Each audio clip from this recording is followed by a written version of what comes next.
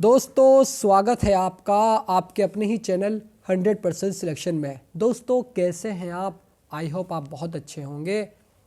दोस्तों इस चैनल के माध्यम से यूपी पॉलिटेक्निक एंट्रेंस एग्ज़ाम की बहुत शानदार तैयारी कराई जा रही है।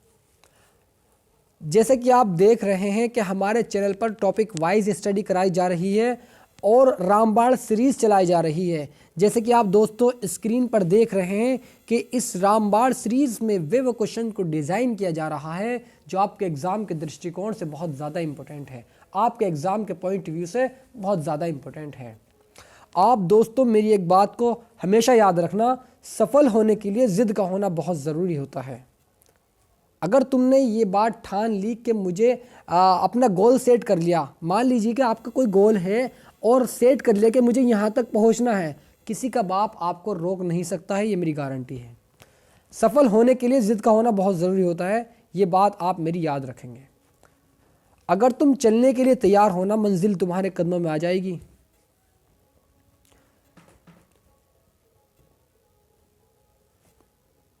तो दोस्तों फटाफट अंदाज में इस वीडियो की शुरुआत करते हैं और इस वीडियो की शुरुआत बहुत ज़बरदस्त लाइन से करते हैं कि सोचने से कहाँ मिला करते हैं तमन्नाओं के शहर, सोचने से कहाँ मिला करते हैं तमन्नाओं के शहर, चलना भी ज़रूरी होता है मंजिल को पाने के लिए। दोस्त चलना भी ज़रूरी होता है मंजिल को पाने के लिए।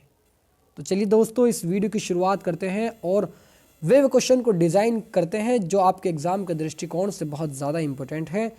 आइए दोस्तों देखते हैं क्वेश्चन को क्या कहा गया है। इस क्वेश्चन में कोई वस्तु उस समय तक अपनी विराम अवस्था या गति की अवस्था परिवर्तन नहीं करती जब तक उस पर कोई बाह्य बल न लगाया जाए, इसका क्या कारण है? दोस्तों आपको मैं यहाँ पर एक बात बताता हूँ कि न्यूटन के 3 नियम होते हैं। न्यूटन का प्रथम नियम ये कहता है कि अगर कोई वस्तु है, कोई पिंड है, कोई वस्तु है, या तो वो गतिमान की अवस्था में है या वो विराम की अवस्था में रुकी हुई है, मतलब जब तक वो अपनी स्थिति परिवर्तन नहीं करती, जब तक उस पर कोई बाह्य बल ना लगाया जाता, तो इसी को क्या कहते हैं हम?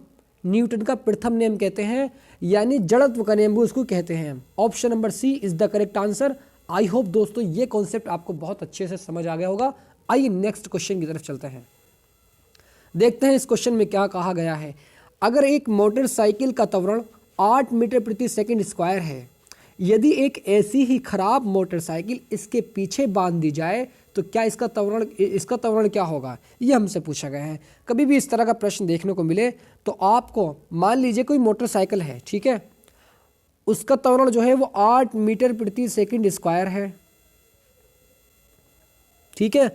अगर एक ऐसी ही खराब मोटरसाइकिल इसके पीछे बांध दी जाए तो इसका त्वरण आधा हो जाता है, यानी 2 चौक 8, 4 मीटर प्रति second square. Option number B is the correct answer.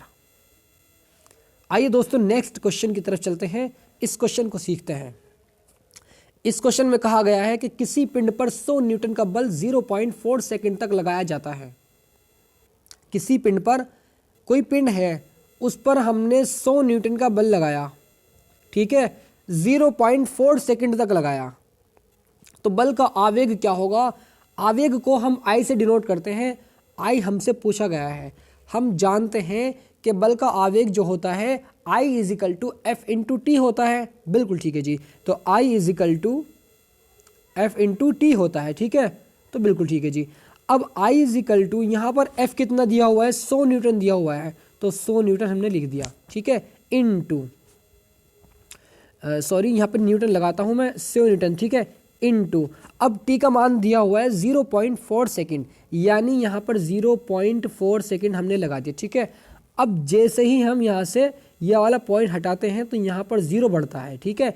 अब इस 0 से इस 0 को कैंसिल जैसे ही करते हैं और 10 की मल्टीप्लाई 4 से करते हैं, 10 4 ज़ा 40, यानी 40 न्यूटन सेकंड इसका करेक्ट आंसर हो जाएगा। Option number A is the correct answer. I hope दोस्तों ये क्वेश्चन समझ आ गया होगा। नेक्स्ट क्वेश्चन की तरफ चलते हैं। बस आपको कॉन्सेप्ट याद रखना है, फॉर्मूला याद रखना है, I is equal to F into T. ये वाला क्वेश्चन आप बहुत अच्छे तरीके से सॉल्व कर जाएंगे।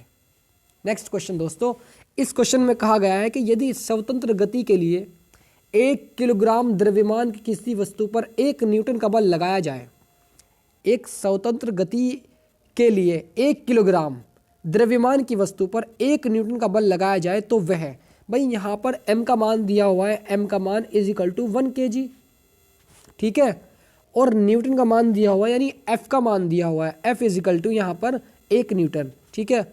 और हमसे पूछा गया है कि बल लगाया जाए तो वह, मतलब उसका त्वरण क्या होगा, a का मान पूछा गया है हमने, a का मान हमसे पूछा गया है। हम जानते हैं कि F = जो होता है वो m × a होता है, ठीक है, तो a = F/m हो जाएगा, और a = यहाँ पर F का मान दिया हुआ है 1 kg, तो 1/ और m का m का, यहाँ पर a का मान दिया हुआ है, F का मान दिया हुआ है यहाँ पर 1, और यहाँ पर m का मान दिया हुआ है 1, और मीटर प्रति सेकंड स्क्वायर, ठीक है। यानी option number D is the correct answer हो जाएगा इसका। ये कॉन्सेप्ट समझ आया कि नहीं, कमेंट में ज़रूर बताइएगा।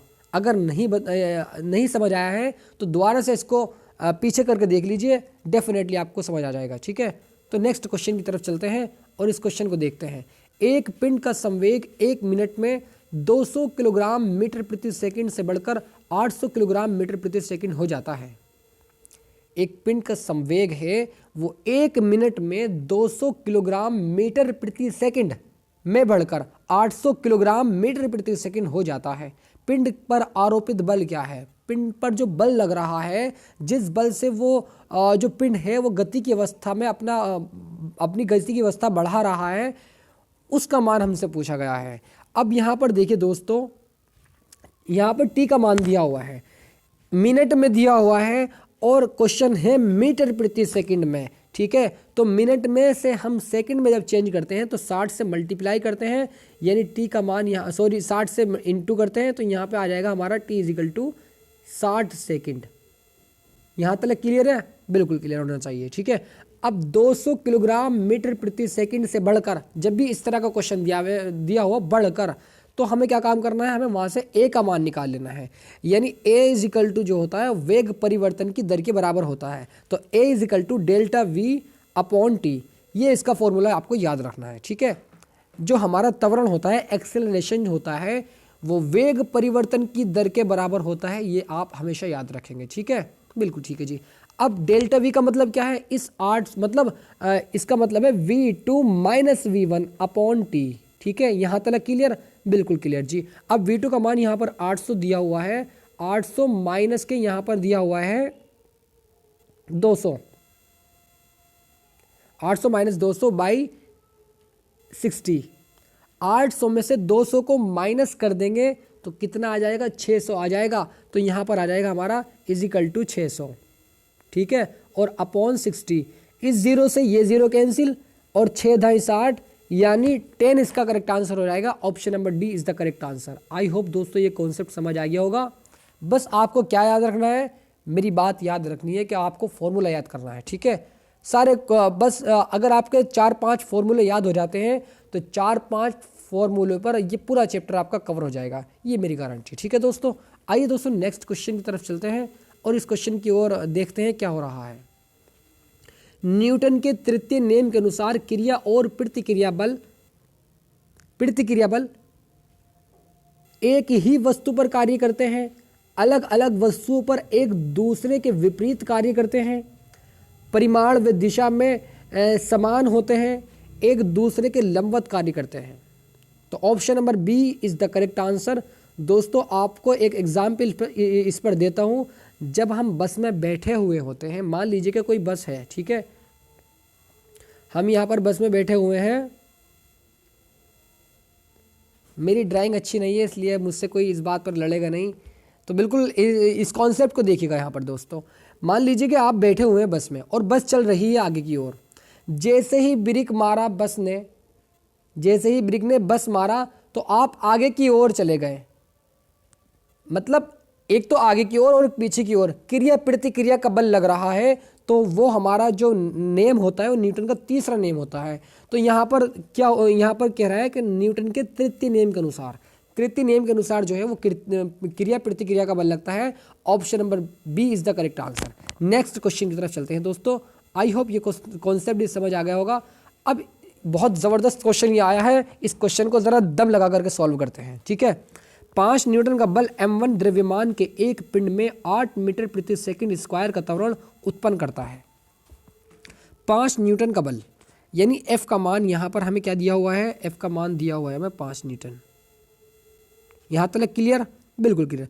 m द्रव्यमान के एक पिंड में 8 मीटर प्रति सेकंड स्क्वायर का त्वरण, यानी यहाँ पर दिया हुआ है A1 का मान 8 मीटर प्रति सेकंड स्क्वायर, ठीक है, का त्वरण उत्पन्न करता है।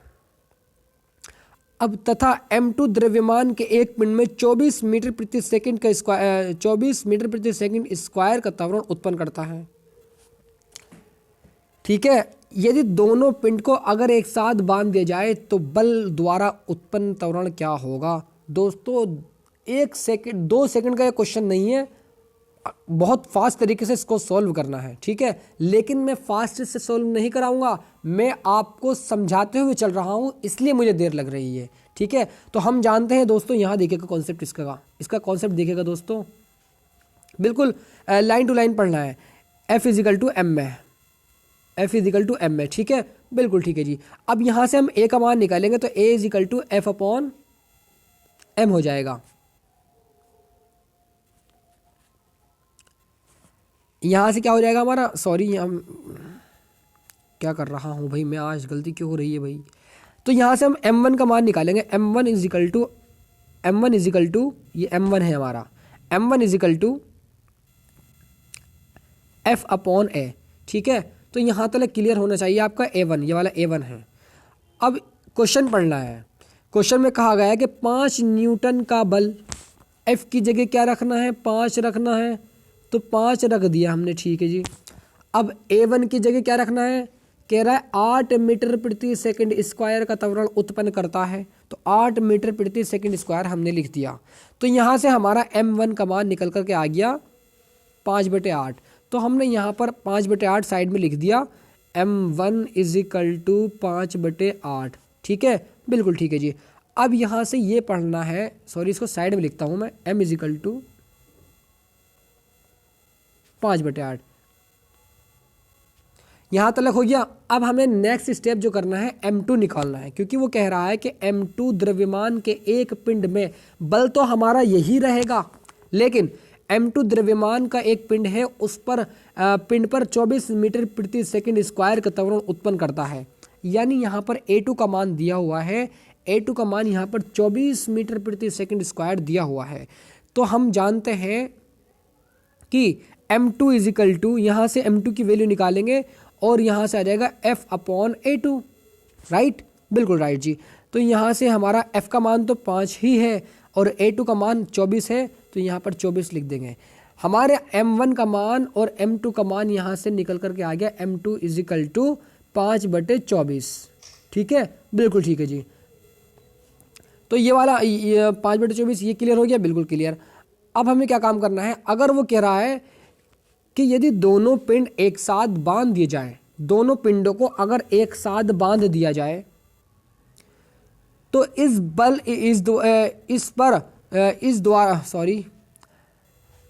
यदि दोनों पिंड को एक साथ बांध दिया जाए तो इस बल द्वारा उत्पन्न त्वरण होगा। तो इस बल द्वारा उत्पन्न त्वरण कितना होगा, ये हमसे पूछा गया है।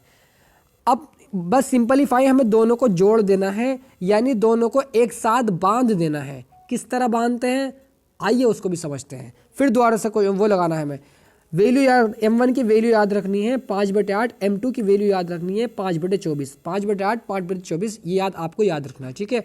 अब यहाँ पर एक साथ बांध दिया जाए तो A = F/m1 + m2, ठीक है, = F का मान तो 5 ही है। अब यहाँ पर m1 का मान 5/8 + 5/24, 5/24 चल जा भाई पेन। अब यहाँ देखिए दोस्तों, जब हम इसका इसको किस तरह से एलसीएम लेंगे भाई,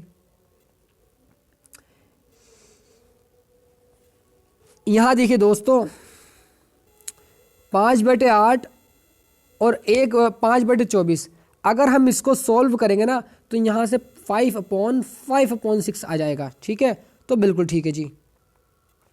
जब हमारा ये वाला 6 ऊपर जाएगा तो तो इनटू में हो जाएगा, ये वाला 5 इस 5 से कैंसिल हो जाएगा, यानी यहाँ से ए का मान जो निकल करके आ जाएगा वो आ जाएगा हमारा 6। Option number A is the correct answer.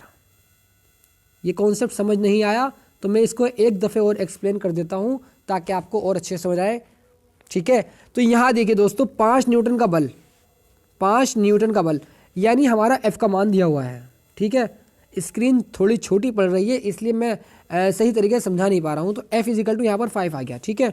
द्रव्यमान के एक पिंड में 8 मीटर प्रति सेकंड स्क्वायर का त्वरण उत्पन्न होता है, ठीक है। तो यहाँ से जल्दी सॉल्व करते हैं इसको। ए का मान दिया हुआ है हमारा, ए का मान दिया हुआ हमारा 8 मीटर प्रति सेकंड स्क्वायर, ठीक है। अब यहाँ तक जब हमने पढ़ा तो हमने यहाँ से m1 का मान निकाल दिया, m1 इजिकल टू 5/8, ठीक है। तो m1 का मान 5/8। अब वो कह रहा है कि यदि m2 द्रव्यमान के एक पिंड में 24 मीटर प्रति सेकंड स्क्वायर का त्वरण उत्पन्न करता है, तो m2 का मान यहाँ से निकालना है हमें, और वो कह रहा है 24 मीटर प्रति सेकंड स्क्वायर का त्वरण उत्पन्न करता है। f तो वही रहेगा हमारा, लेकिन यहाँ पर हमारा m2 का मान, सॉरी यहाँ पर हमारा a2 का मान चेंज हो जाएगा। ये हमारा a1 का मान था, ये हमारा a2 का मान आ जाएगा अब 24, ठीक है। तो हम फॉर्मूला लगाते हैं m2 इजिकल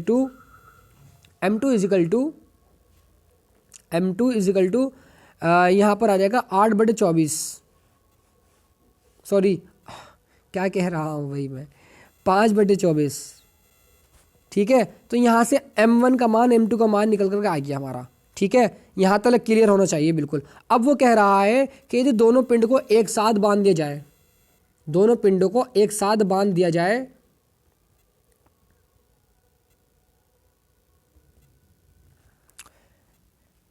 दोनों पिंडों को एक साथ बांध दिया जाए तो इस बल द्वारा उत्पन्न त्वरण क्या होगा, ये हमसे पूछा गया है, ठीक है। अब फटाफट अंदाज में इस क्वेश्चन को सॉल्व करते हैं। हम जानते हैं दोस्तों, अब देखिए m1 का मान 5/8 और m2 का मान 5/24, ये आपको याद रखना है, यहाँ तक क्लियर हो जाना चाहिए। तो हमने 5/8 m1 का मान यहाँ पर नोट कर लिया, ठीक है, और m2 का मान हमने यहाँ नोट कर लिया 5/24, ठीक है। तो बिल्कुल ठीक है।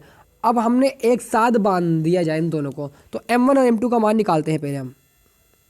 तो m1 प्लस के m2 का मान जैसे ही निकालते हैं, क्योंकि ये फॉर्मूले में लगेगा, ठीक है। तो यहाँ पर 5/8 और प्लस के 5/24। अब इसको सॉल्व करते हैं। यहाँ से हमने एलसीएम लिया 24 हमारा एलसीएम आ जाएगा 8 तिया और 3 पंज 15, ठीक है, बिल्कुल ठीक है जी। 24 ही कम 24 और 1 की मल्टीप्लाई 5 से तो प्लस के 5 आ जाएगा, ठीक है, यानी 20/24 आ जाएगा, 20/24। अब इसको हम काट लेंगे। किस तरह काटेंगे इसको, हम 2 से काटेंगे तो हमारा यहाँ पर अगर हम यहाँ पर इसको 2 से काटें तो यहाँ पर हमारा 10 आ जाएगा, यहाँ पर हमारा आ जाएगा 12, ठीक है, फिर 2 यानी 5 और फिर 6, यानी 5/6 इसका आ जाएगा, ठीक है। हमारा क्या मान आ गया, हमारा m1 5/24 आ गया, यानी m1 का मान तो यहाँ पर आ गया 8/5 और m2 का मान आ गया यहाँ पर, सॉरी m1 का मान आ गया 5/8 और m2 का मान यहाँ से आ गया 5/24 और हमारा आ गया यहाँ पर m1 प्लस m2 आ गया हमारा 5/6, ठीक है। तो यहाँ तक क्लियर हो गया। अब कह रहा है यदि दोनों एक पिंड को एक साथ बांध दिया जाए तो इस बल द्वारा उत्पन्न त्वरण कितना होगा। अब सिंपलीफाई इसका हमें निकाल लेना है, F/m1 प्लस m2। F1 का मान हमारा 5 दे रखा है और 5/6 और 6 हमारा ऊपर ले जाएंगे तो 5 से 5 कैंसिल, तो इजिकल टू आ जाएगा 6। Option number A is the correct answer. I hope दोस्तों ये कॉन्सेप्ट समझ आ गया होगा। इस क्वेश्चन ने दिमाग ख़राब कर दिया, लेकिन क्वेश्चन बहुत शानदार है, ठीक है, आपके एग्जाम में बहुत बार पूछा जा चुका है। चलिए दोस्तों नेक्स्ट क्वेश्चन की तरफ चलते हैं। इस क्वेश्चन में कहा गया है कि एक समतल सड़क पर मोटर कार चालक 72 किलोमीटर प्रति घंटे की चाल से चल रहा है। एक समतल सड़क पर मोटर कार चालक जो है वो 72 किलोमीटर प्रति घंटे की चाल से चल रहा है। वे ब्रेक लगाने के बाद 20 मीटर की दूरी पर विराम अवस्था में आ जाता है। यदि कार तथा उस पर भार का वजन 900 kg है, कार तथा उस पर भार का वजन 900 kg है तथा त्वरण स्थिर रहता है, तो मंदन बल क्या होगा, ये हमसे पूछा गया है। तो सबसे पहले हम यहाँ पर क्योंकि जो हमारा क्वेश्चन दिया हुआ मीटर में दिया हुआ है 20 मीटर, मतलब मीटर प्रति सेकंड में इसको हमें कन्वर्ट कर लेना है, जो हमारा ऊपर वैल्यू दी हुई है। ठीक है, तो सबसे पहले इसको हम चेंज करते हैं। v का मान यहाँ पर दिया हुआ है हमारा 72 किलोमीटर। सॉरी, बैटरी डाउन हो गई है भाई, अभी तो बहुत सारे क्वेश्चन है भाई, अभी तो बहुत सारे क्वेश्चन बचे हुए हैं। बैटरी कैसे डाउन हो गई? थोड़ी सी ब्राइटनेस की स्लो कर दूँ क्या? चलिए अब सही है, अब सही है। ठीक है, तो यहाँ पर देखिए दोस्तों, क्वेश्चन में इस क्वेश्चन में 72 किलोमीटर प्रति घंटा, मतलब यहाँ पर v का मान दिया हुआ है 72 किलोमीटर प्रति घंटा। ठीक है, प्रति आवर्स। अब इसको हमें चेंज करना है मीटर प्रति सेकंड में। कभी भी आप एक बात याद रखना कि जब भी हम किलोमीटर से मीटर में चेंज करते हैं तो 5/18 से मल्टीप्लाई करते हैं। तो जैसे हमने इसको चेंज किया मीटर प्रति सेकंड में, तो 72 इंटू 5/18, ठीक है, 18 चौक 72 और 4 पंजे 20। ठीक है, यानी v का मान यहाँ से आ गया 20 मीटर प्रति सेकंड।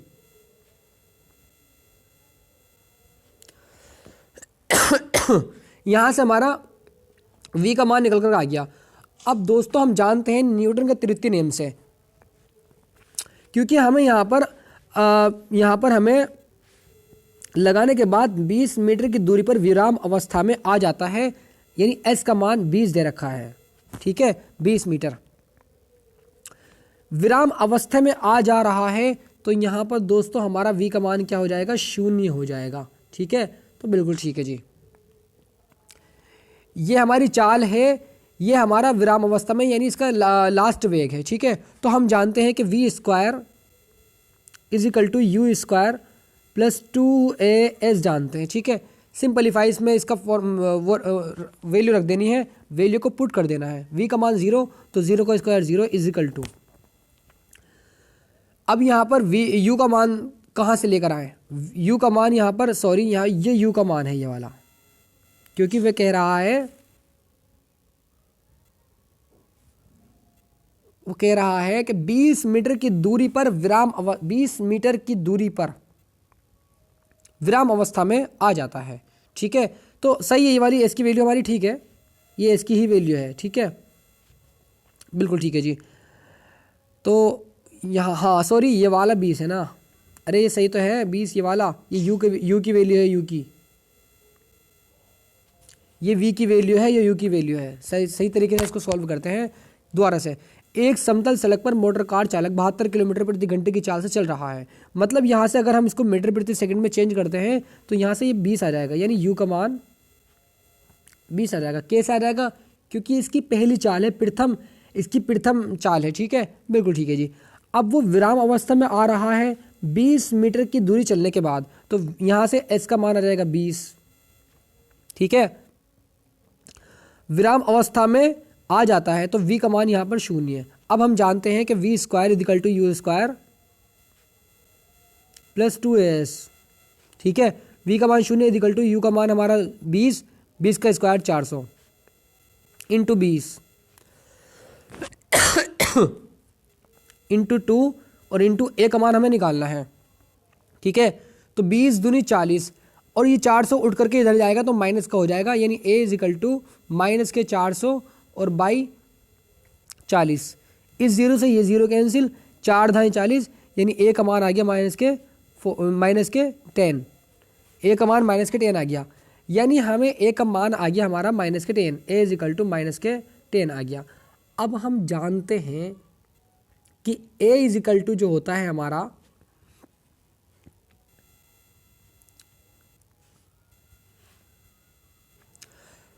मंदन बल जो होता है वो F इजिकल टू m में होता है। ठीक है, बिल्कुल ठीक है जी। हमारा a का मान दिया हुआ है यहाँ पर माइनस, अभी निकाला हमने -10। ठीक है, तो F इजिकल टू m का मान कितना कह रहा है कि 900 kg, यानी m का मान 900 दिया हुआ है तो 900 रख दिया हमने यहाँ पर, इनटू a का मान -10, तो f का मान आ जाएगा यहाँ पर -9,000 और बल कभी भी माइनस में नहीं होता, यानी प्लस हो जाता है। तो 9000 न्यूटन। ऑप्शन नंबर कौन सा सही आ रहा है? Option number B is the correct answer. I hope दोस्तों ये क्वेश्चन भी आपको समझ आ गया होगा। नेक्स्ट क्वेश्चन की तरफ चलते हैं। 4 कुंटल का एक लट्ठा एक ट्रैक्टर के पीछे बांधा है। ट्रैक्टर लट्ठे को 2000 न्यूटन के बल से खींचता है। ट्रैक्टर जो है वो लट्ठे को 2000 न्यूटन के बल से खींचता है और पृथ्वी लट्ठे पर P न्यूटन का घर्षण बल लगाती है, जिससे लट्ठा 2 सेकंड में 6 मीटर खिसक जाता है। लट्ठे पर लगने वाला घर्षण बल क्या होगा? ये हमसे पूछा गया है। तो किस तरह इसको सोल्व करते हैं? सबसे पहले वैल्यू को नोट करते हैं। 4 कुंटल का एक लट्ठा, m का मान दिया हुआ है, द्रव्यमान दिया हुआ है, यानी m इजिकल टू 4 के 4 कुंटल मतलब 400 किलो kg। भाई एक कुंटल में 100 किलो होते हैं ना, तो यहाँ से हो जाएगा 400 kg। kg लिखने की ज़रूरत नहीं है, बस नॉर्मली यहाँ सॉल्व करना है, ठीक है, बता करके। 4 कुंटल का एक लट्ठा एक ट्रैक्टर के पीछे बंधा है। ट्रैक्टर लट्ठे को 2000 न्यूटन के बल से खींचता है। कितने? 2000 न्यूटन के बल से खींचता है, यानी F का मान यहाँ पर दिया हुआ है 2000। ठीक है, बिल्कुल ठीक है जी। अब यहाँ पर कह रहा है कि पृथ्वी लट्ठे पर P न्यूटन का घर्षण बल लगाती है। P न्यूटन का घर्षण बल लगाती है लट्ठे पर P न्यूटन का, यानी यहाँ पर F का मान दिया हुआ है P। F equal to P newton का मान यहाँ पर घर्षण बल लगाती है। ठीक है, ठीक है जी। जिससे लट्ठा 2 सेकंड में T का मान दिया हुआ है 2, 6 मीटर खिसक जाता है। S का मान दिया हुआ है यहाँ पर 6। तो ये बात आपको याद रखनी है। ठीक है, बिल्कुल ठीक है जी। अब दोस्तों हम जानते हैं कि गति का तीसरा समीकरण जो होता है वो S equal to UT plus half AT square होता है। ठीक है, तो बिल्कुल ठीक है जी। अब यहाँ से S का मान दिया हुआ है कितना? S का मान दिया हुआ है 6 इजिकल टू U का मान तो हमारा 0 हो जाएगा। ठीक है, तो बिल्कुल ठीक है जी।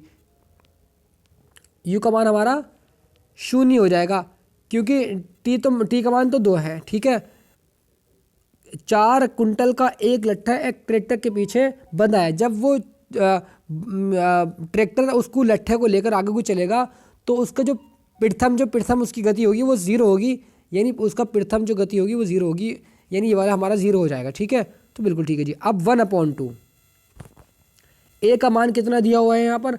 A का मान तो हमें निकालना है सर, तो यहाँ से A का मान हम निकालते हैं। ठीक है, बिल्कुल ठीक है जी।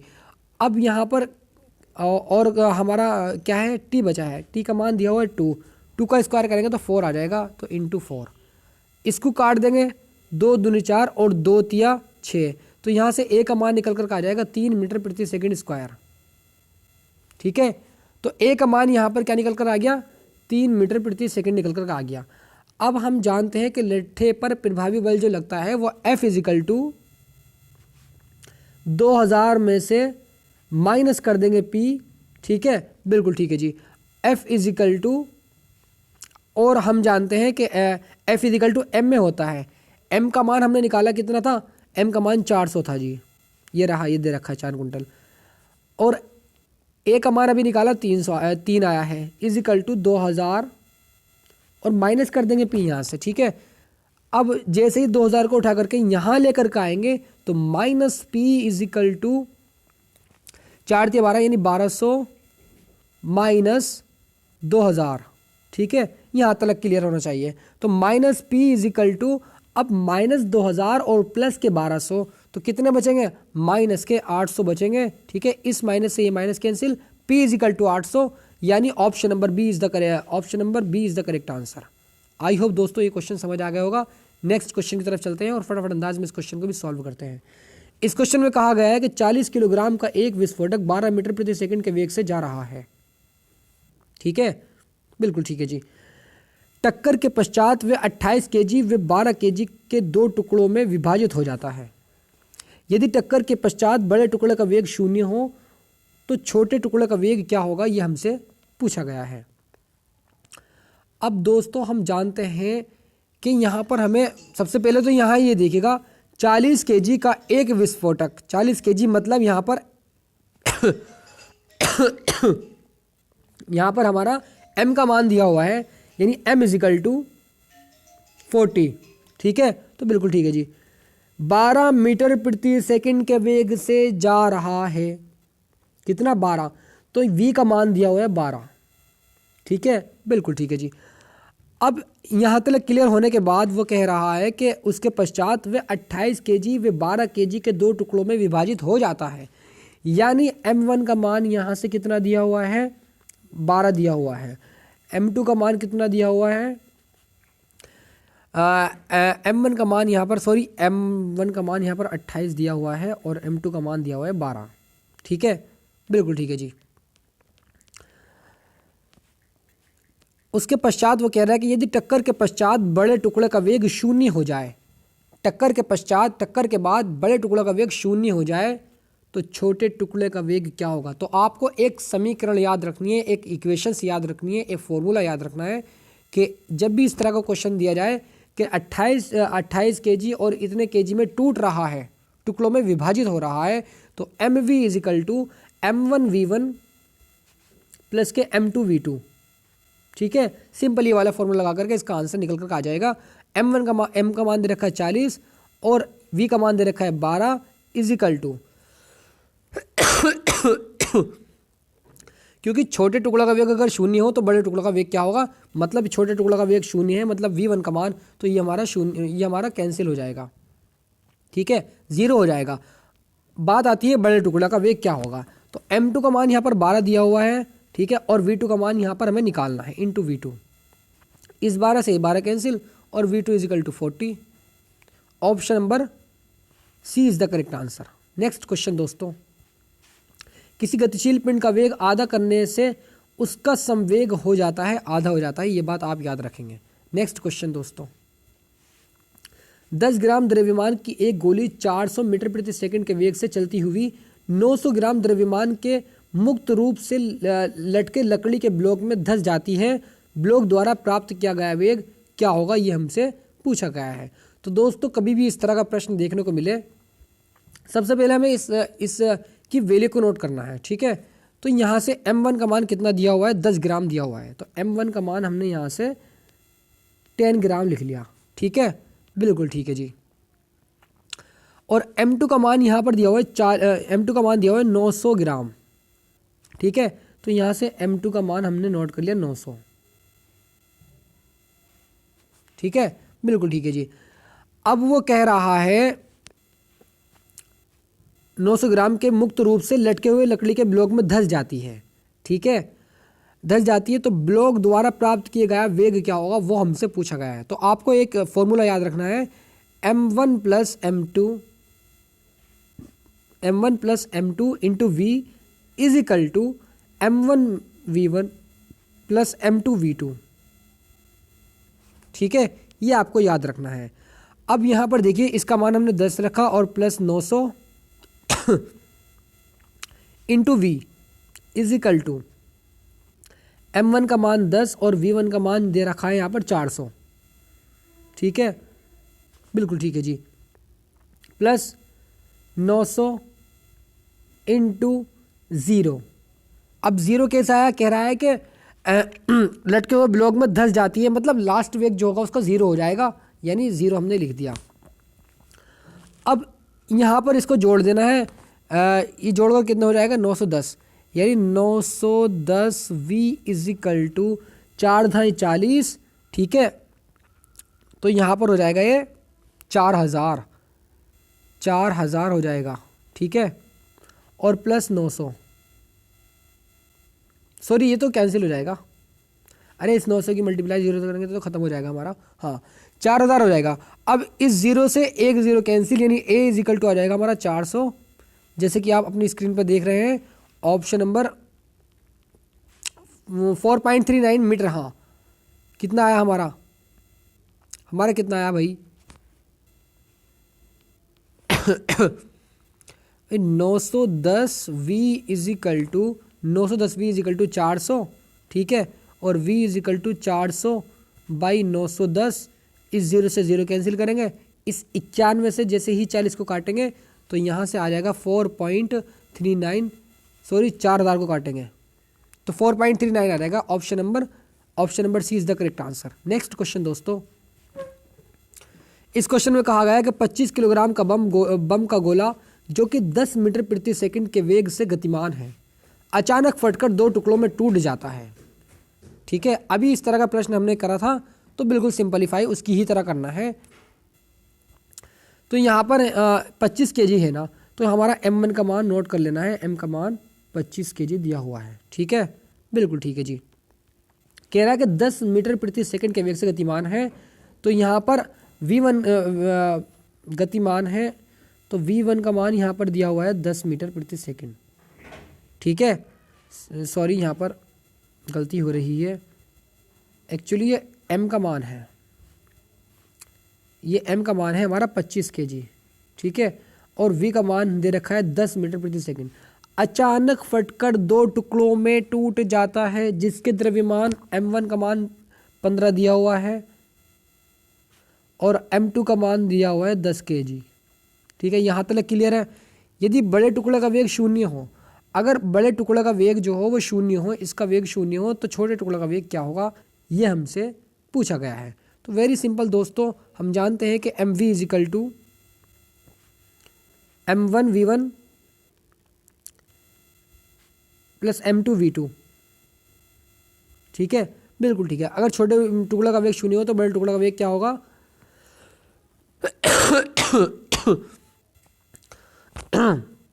कह रहा है कि छोटे टुकड़े का वेग क्या होगा, यानी बड़े टुकड़े का वेग 0 है तो इसका वेग क्या होगा, बस m का मान यहाँ पर रख देना है 25 into 10 is equal to m का मान कितना दिया हुआ है, यहाँ पर 15 दिया हुआ है, तो 15 सॉरी यहाँ पर 10 दिया हुआ है। भाई क्या हो गया आज यार, आज क्यों दिक्कत आ रही है भाई। इस 10 से 10 cancel, v is equal to 25। Option number B is the correct answer. फटाफट अंदाज में इस वीडियो को ख़त्म करते हैं। बस इस वीडियो, ये वाला लास्ट क्वेश्चन, 150 किलोग्राम की एक तोप में 1.5 किलोग्राम का एक गोला दागा जाता है जो 60 मीटर प्रति सेकंड के वेग से निकलता है। तोप के पीछे हटने का वेग क्या होगा, 2014 में क्वेश्चन पूछा जा चुका है। ठीक है दोस्तों, तो यहाँ पर दोस्तों आपको क्या काम करना है, इस क्वेश्चन को आपको खुद को सॉल्व करना है। ठीक है, तो आप बहुत सारे क्वेश्चन मैं सॉल्व करा चुका हूँ, मेरी तबीयत अब ख़राब हो चुकी है तो इसलिए और मुझसे नहीं बोला जा रहा है, तो आप इस क्वेश्चन को सॉल्व कर लेंगे। ठीक है दोस्तों, मिलते हैं नेक्स्ट वीडियो में और नेक्स्ट टॉपिक के साथ में। ठीक है दोस्तों, गॉड ब्लेस यू।